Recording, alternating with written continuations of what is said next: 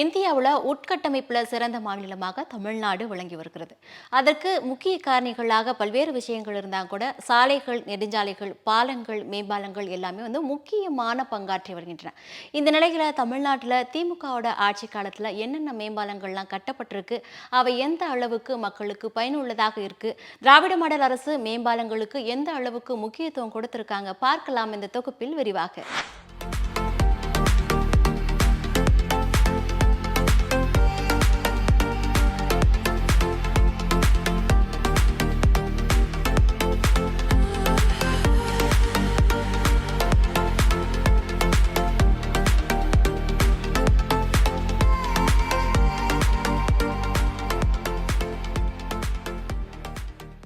என் பேர் ராஜேஷுங்க. நான் ஆலந்தூரில் 15 வருஷமாக ஆட்டோ ஓட்டுறேன். இப்போ பிரிட்ஜி போட்டதுலேருந்து கொஞ்சம் டிராஃபிக் கொஞ்சம் பரவாயில்ல. இதுக்கு முன்னாடி இந்த பிரிட்ஜி கட்டுறதுக்கு முன்னாடி கத்திப்பாரா நேர் சில பிரிட்ஜுன்னு இருந்தது பேர். அப்போது கொஞ்சம் வசதி வாய்ப்பு அவ்வளோ கிடையாது. அங்கங்கே காடு மாரி இருக்கும், நிறைய செடிங்க இருக்கும், போக்குவரத்து கொஞ்சம் பாதிப்பு, ஸ்கூல் பசங்க போகிறவங்களுக்கும் கொஞ்சம் கஷ்டமாக இருந்தது. இப்போ கொஞ்சம் இந்த பிரிட்ஜி கட்டினது கஷ்டம் எதுவும் கிடையாது. இப்போ கொஞ்சம் சொகுசாக இருக்குது, முதலோட பரவாயில்ல. இப்போ ஓரளவுக்கு டிராஃபிக்கும் கொஞ்சம் மீடியமாக இருக்குது. முதலோட எங்களுக்கு ஆட்டோ ஓட்டுறவங்களும் கொஞ்சம் வசதியாக இருக்குது. டிராஃபிக் இல்லாமல் கடன்னு போயிட்டு வந்துடலாம். கொஞ்சம் சவாரி எங்களுக்கு கொஞ்சம் பிக்கப் இருக்கிறதால வருமானம் கொஞ்சம் பரவாயில்ல. இப்போ இருக்கிற ஆட்சியில் நம்ம மு.க. ஸ்டாலின் ஐயா, டிஎம்கே ஐயா, சிஎம் நல்ல கோரிக்கை நிறைய பேர் கோரிக்கை எடுத்துக்கிறாரு, பாலத்தை ஏற்படுத்துகிறாரு, நிறைய ஸ்கீம் போடுறாரு.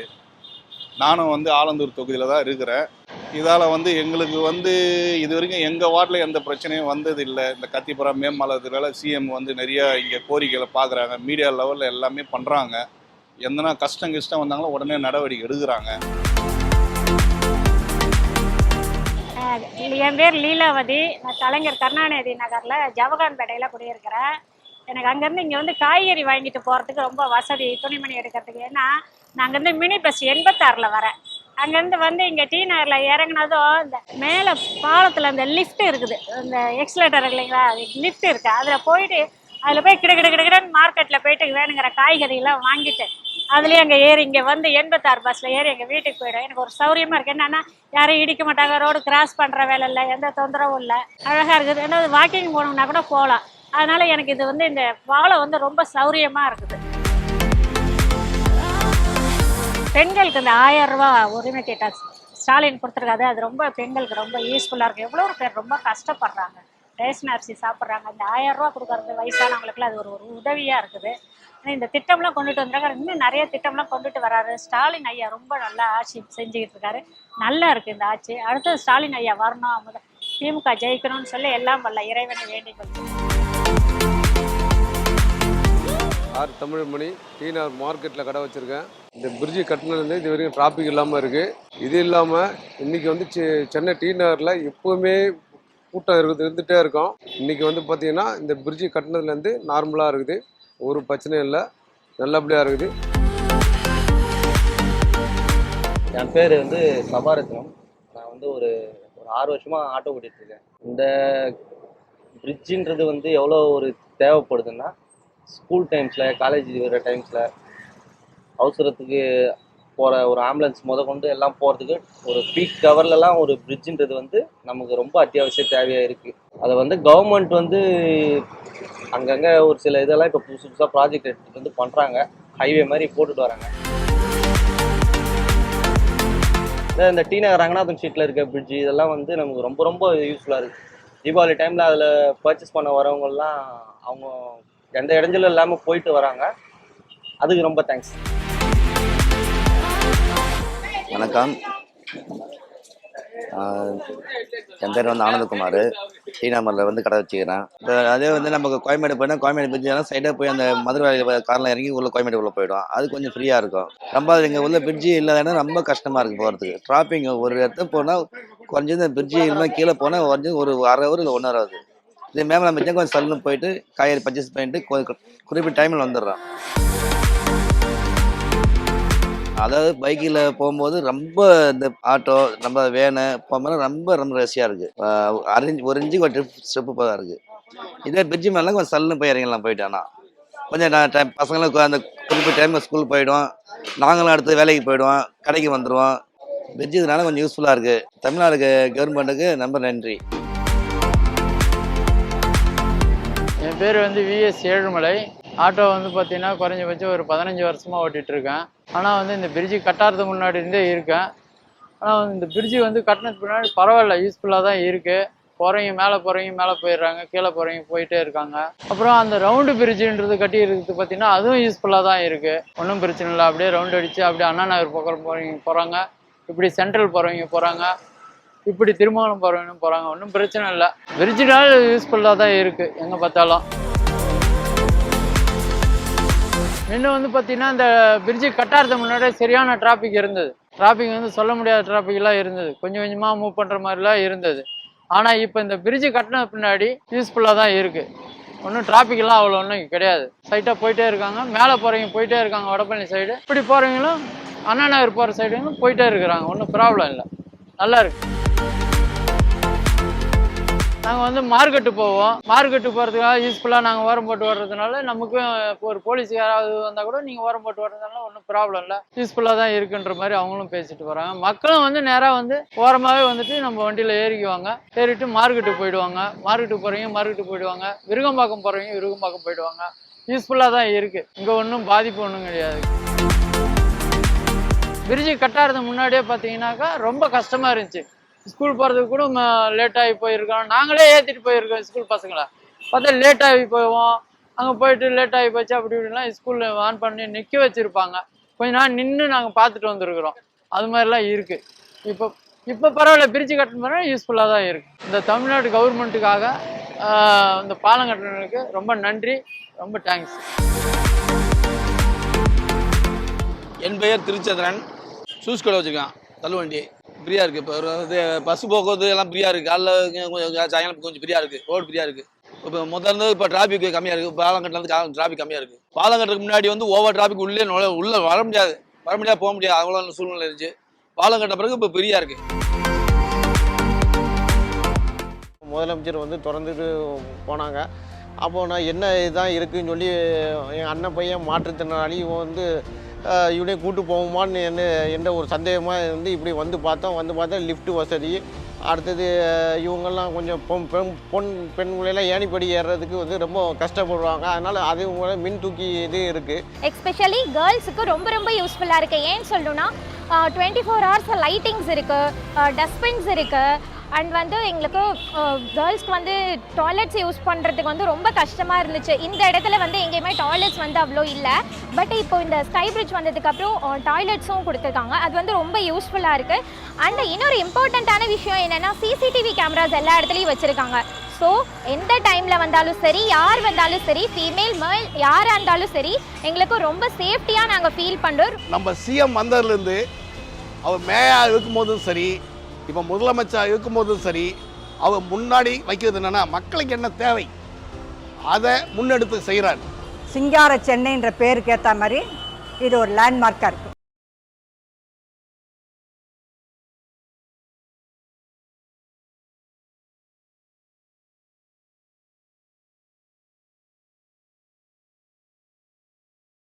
தமிழ்நாடு அரசு பல்வேறு சவால்கள் மற்றும் சாதனைகளை கடந்து இரட்டை இலக்க பொருளாதார வளர்ச்சியான 11.19% வளர்ச்சியை எட்டி பிடித்து இன்று $1 டிரில்லியன் பொருளாதார வளர்ச்சியை நோக்கி பயணித்துக் கொண்டிருக்கிறது. இந்த சாதனைகளை நோக்கி பயணிக்க படிக்கட்டுகளாக இருந்து வருவது திராவிட மாடல் அரசும் அதன் வளர்ச்சி திட்டங்களும் என்றால் அது மறுப்பதற்கில்லை. தமிழ்நாட்டில் தொழில்துறையின் வளர்ச்சி உச்சம் தொட உள்நாட்டு உற்பத்தி பெருக்கம், உள்நாட்டு வெளிநாட்டு முதலீடுகள் ஈர்ப்பு உள்ளிட்ட பல்வேறு காரணிகள் பங்காளர்களாக இருக்கின்றன. அதில் இன்றியமையாத ஒன்றுதான் மாநிலத்தின் உட்கட்டமைப்பு மேம்பாடு.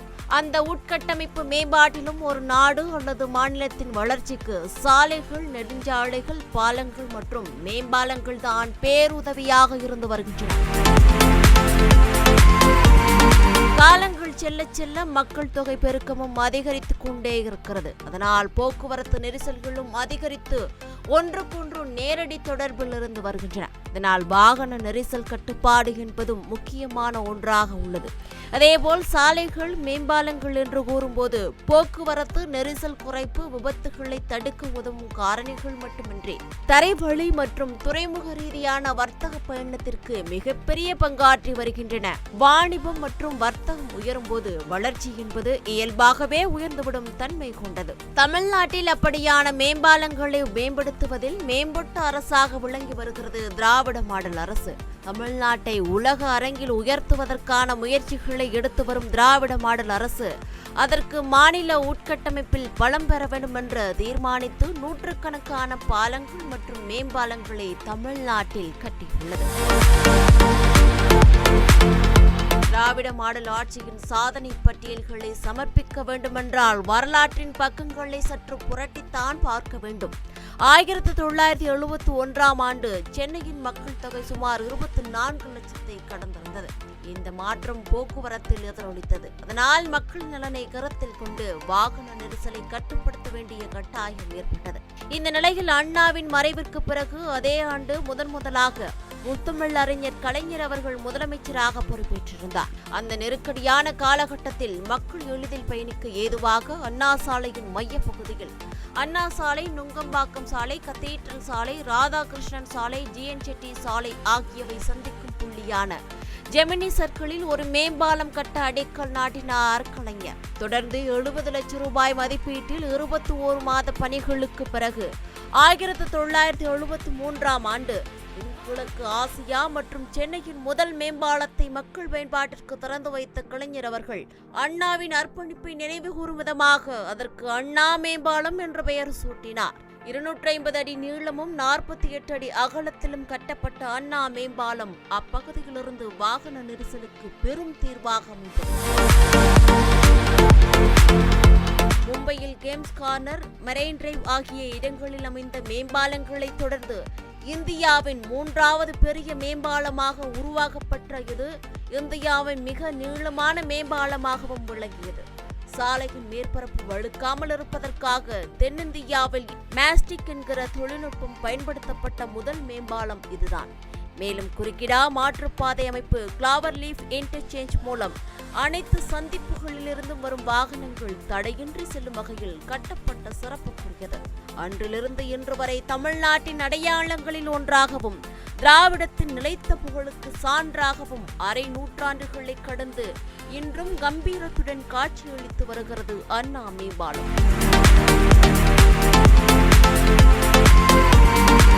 கடந்த 2023ஆம் ஆண்டு அண்ணா மேம்பாலம் அரை நூற்றாண்டுகளை கடந்து பொன் விழா கண்ட நிலையில் தந்தை கட்டிய பாலத்தை அவர் தனையனான மாண்புமிகு முதல்வர் அவர்கள் ரூபாய் 9 கோடி மதிப்பீட்டில் அதன் திராவிடத்தன்மை மாறாமல் புதுப்பித்து அழகு பார்த்தார். மேம்பால நகரம் என்று தற்போது சென்னை அழைக்கப்படும் நிலையில் அதற்கு முதல் வித்தாக இருந்தது அண்ணா மேம்பாலம் என்றால் அது மிகையாகாது. அத்தகைய சிறப்புக்குரியது.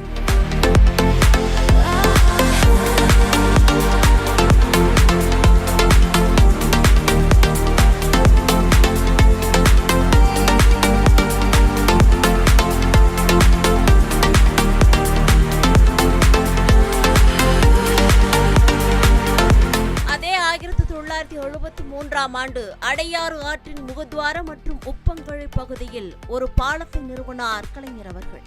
அடையாறு நகரப்பகுதியிலிருந்து பசுமை வழிச்சாலையை இணைக்கும் விதமாக கட்டப்பட்டது இந்த மேம்பாலம். அதற்கு எழுத்தாளர் திருவாரூர் விருத்தாச்சலம் கல்யாண சுந்தரனார் பெயரை திருவிக்கா என்று சூட்டிய கலைஞர் அதனை மக்கள் பயன்பாட்டிற்கு திறந்து வைத்தார். இந்த பாலமும் அன்றிலிருந்து இன்று வரை அதே உறுதியுடன் பயன்பாட்டில் இருந்து வருகிறது. அதன்படி 1975ஆம் ஆண்டு வரையிலான 7 ஆண்டு கால திமுக ஆட்சியில் 80 மேம்பாலங்கள் கட்டி முடிக்கப்பட்டிருக்கின்றன. தொடர்ந்து அடுத்தடுத்த ஆட்சி காலங்களில், அதாவது 1996 முதல் 2001ஆம் ஆண்டு வரையிலான காலங்களில் ரூபாய் 292 கோடி செலவில் தமிழ்நாடு முழுவதும் 247 பாலங்கள் கட்டி முடிக்கப்பட்டிருக்கின்றன.